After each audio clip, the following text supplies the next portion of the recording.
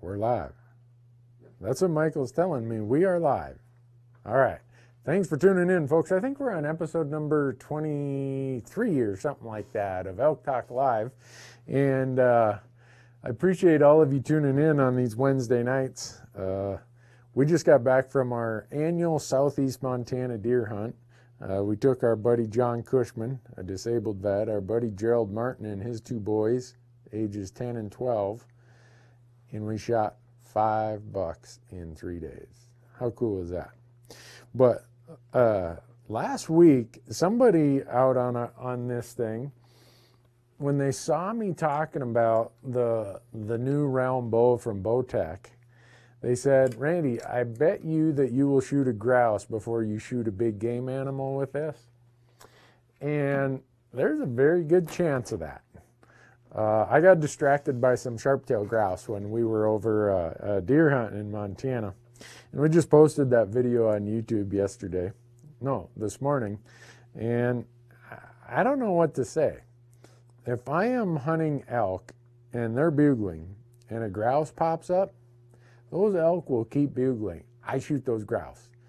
And I think I shoot more grouse with a bow than I ever do with a firearm, because I'm just out there in the woods a lot in elk season with a bow in my hand, and I get to eat a lot of grouse in September and October, and I love it. But anyhow, Elk Talk Live, great sponsors that bring this to us every week. We try to do it, other than when we're on the road and we are in too much of a technology challenge to do it. We've tried it. Some of you have seen when we've tried to do it in a technology challenged environment. It doesn't work very good. But we're set up tonight. We're at my office. If you hear a little bit of noise, the janitor is upstairs on Wednesday night. I don't know why. He's vacuuming the floors up there. So I'll try to talk over that. But this Elk Talk Live, like every week, is brought to you by Bowtech, by Leupold. Oh, tonight, Leupold gave us this Sling Go bag. They want us to give this away randomly to someone who asks a question tonight.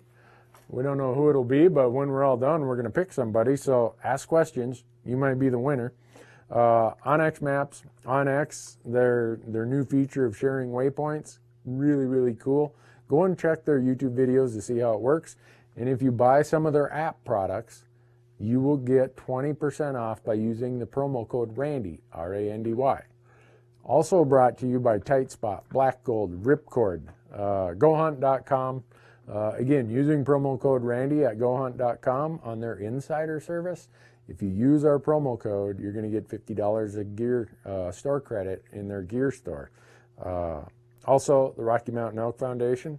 And we used to have a different number that you would text to get notifications, but we're trying to bundle it with all of these platforms we have. So to do that, we had to switch the text number. So if you want to get notified, you want to get into the drawings and prizes and stuff we're doing, text Randy, R-A-N-D-Y, to 77453. And with that, we're going to jump into a couple of the questions. Last week, there were a couple good ones that I didn't really get to, and I wanted to, but we almost went an hour last week. And these are only supposed to be a half hour. But that's one of the problems when you give a TV guy the microphone. He's going to keep you in your seat longer than you probably want to be there. But last week, one of the questions was, how many encounters do I have in archery elk hunting before I actually get a shot? And obviously that varies, but for mule deer, I'd say probably 1 out of every 4 or 5 encounters I end up getting close enough that I feel comfortable with a shot. Antelope, probably 1 out of every 7 or 8. In elk, it's like sometimes, man, everyone I see, we get an encounter and a shot. And then sometimes it's like, man, it's going to take 20 encounters to get a shot at an elk. And for elk, because they're big and they're noisy, it really is, what's an encounter under that definition? I would say that if we get an elk responding to us, we probably end up, not when I say we, not necessarily me, but whoever we're hunting with, getting an opportunity, getting within shooting range, let's put it that way, probably 1 out of every 5 or 6 times. Now, a lot of times we get in shooting range, like if you go and look on our YouTube channel, you'll see we had my buddy Bart May here in Montana, and the bull came out at 6 or 7 yards straight on, no shot. So I would say we end up getting close enough for a shot. Probably, let's round it and say 1 out of every 5 or 6 times. So I thought that was a really good question, because I know when I first started archery elk hunting, it was 1 out of every, I don't know, 1 out of every 50 times maybe. And then I wouldn't even, a lot of times I wouldn't even take a shot. When I first started archery hunting, I was so nervous that everything wasn't going to work out perfectly. And so a lot of times I ended up just passing on what now I know would be really, really good opportunities. So over here is Michael, and he is monitoring you're on the YouTube channel and the Loophole channel and the Bowtech channel. I'm pulling questions off our Facebook page and our Hunt Talk forum page. So here's the first one. Jared, how much snow in your experience does it take to get the elk to move to lower elevations? And in my experience, and also talking to biologists, snow is one factor. It's not as important as cold, because cold forces elk to burn a lot more energy. And if it's early snow, usually it's not packed, it's not icy, it's not crusty. So the cows and calves and young bulls will leave, and they'll start heading down with 6 inches to a foot of snow. I will see bulls right now in Montana. We are having a winter of all winters. If the rest of the winter stays like this, like November has been, we're going to take a serious hit on all of our animal populations. Up in the high country, we have snow up to your waist in some places. That's enough to push bull elk down lower. Now, that doesn't mean they're going to come all the way to the valley floor where there's only 6 inches of snow. A bull elk is going to go only as low as he has to still make a living. In other words, if the snow is maybe blown off the ridges and he can go out and feed there at night, or if it's soft, kind of powdery snow and he can move through it and scrape it away and still eat underneath that snow, he'll stay at higher elevations with more snow than you think. But now if you get one of these stretches of 20, 25 below zero, then they just have to go lower, because they can't expend all the energy digging for food. They got to get where food is more available, where it takes less effort to get to food. So for me, I'm more interested in the temperatures than I am the amount of snow, that as a kind of ranking which one's more important. But if you get cold temperatures and a lot of snow, in our late seasons in Montana, we get to hunt until the Sunday after Thanksgiving with a rifle in most of the state. That's going to move elk very, very low if we keep getting this kind of weather. Now, you get in states in Colorado where most of the time, the third rifle season, which is kind of when most of the hunting pressure drops off, the fourth rifle seasons, which are going on right now, have far, far less hunting pressure. Most years, you're not going to have the kind of snow that we're talking about here in Montana.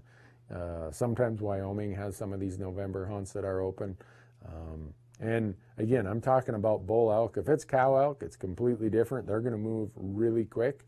They're going to get down there, because no matter what season of the year it is, a cow has to focus on food, food, food, and food.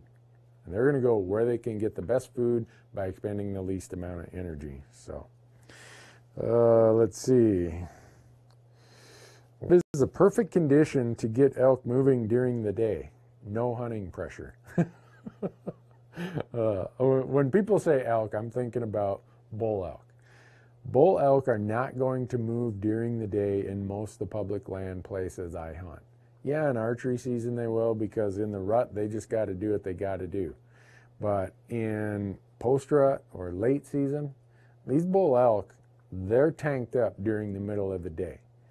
Yeah, if you get cold, you get snow, you're going to see them have to stay out later in the morning before they go to their beds, and they're going to have to come out sooner. And because they're an ungulate, they have to get up sometime during the day. I read something, and I'm probably going to say this wrong, and somebody who's a scientist is going to say, no, you got it wrong, Randy. I think an ungulate has to feed like 4 times a day because of how their stomachs are. So they will get up in the middle of the day and possibly graze and feed a little bit, but they're going to do that right in the area that they have their bedding sanctuary.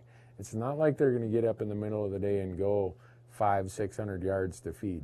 They might do that in the evening, but they're not going to do it in the middle of the day. So really, hunting pressure forces elk into sanctuaries. You're not going to see a lot of daytime activity in rifle seasons. Archery seasons, yeah, you will. And they'll be up moving all day as long as it's not super hot. So, let's see.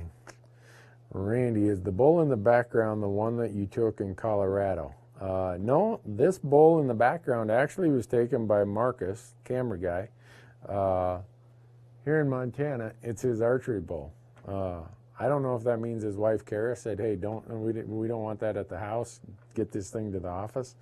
But so, what do you got over there, Michael? How old were you when you killed your first elk? How old was I when I killed my first elk? Let's see. I killed it on the day after my birthday, and I would have been, man, you think I could do this math better? I was 33. Yeah. I moved to Montana when I was 27. I wasn't able to hunt until I was 28. I spent 6 years hunting elk, making every stupid possible mistake known to man before I finally killed a bull elk on public land. I mean, if I wrote a book about how many stupid things I did trying to figure out how to kill an elk on public land, the book could be about this thick. But then once I took the time to analyze what I was doing wrong and try to think more like an elk, and it was that summer, the summer before that, that I came up with this idea that I really need to think about what is the calendar period of the elk. And where I brought that from is I used to do it when I was fishing, and I could seem to be able to catch walleyes anywhere, even all across all seasons. And what was I doing? I knew where walleyes were going to be at certain times of the year based on what their need was. So I took that and I applied it to elk, and I said, all right, in the early season, where are they at? What's their need? In the pre-rut, where are they at because of their need? Peak rut, post-rut, and late season. They're going to move around the landscape in each of those seasons. They're going to be in different places and behave differently because they have different needs. And once I started looking at it that way, I killed an elk, and I think pretty much every year since then I've killed at least one elk. Maybe I've missed a year, but there's been years where I've killed more than one. And I say that, I want people to know that the only reason that I have much elk hunting advice to give is because, one, I get to go between my tags and tags of friends and people who help on the show. I get to go on 5 to 8 elk hunts a year. So you really get to make a lot of mistakes over a lot of different hunting periods from early to late in lots of different landscapes, elevations, habitats. So don't think that I know much. It's really just how many mistakes I've made, and I'm saying don't make the same mistakes that I made, because I made a lot of them. But let's see. Good all-around binocular size for glassing elk. Okay, I'm going to get to this one and then that one. So, do you recommend a person who has never hunted elk in the West and doesn't live in the West to use a guide on their first hunt, or would it be okay to do it without a guide? This is a really good question, and the reason being is our platform is all public land, self-guided hunting. So people think, oh, that means Randy has a problem with guides. I don't. In fact, I get a lot of calls every year with this same exact question. And say you live in Indiana or Florida or someplace far east or maybe the Midwest. You've never been elk hunting. You've never been out west. Those of us who live here, we take for granted that everybody knows all these land ownership things. They know what elk do in this situation, that situation. No, that is learned information. And a great way to learn it would be to find a quality outfitter and go there on your first elk hunt. There's nothing wrong with that. But when you do it, take a lot of notes. Try to do as much of the hunting and thinking and planning and have a bunch of engagement and discussion with your guide so that you're learning. I mean, it's almost like paying some tuition, having a lot of fun in the process, and getting a lot of meat out of the process. I refer a lot of people just in this situation who've never been out west, never been on an elk hunt. Every year I refer a lot of them to outfitters who I trust and I know. That said, if you want to really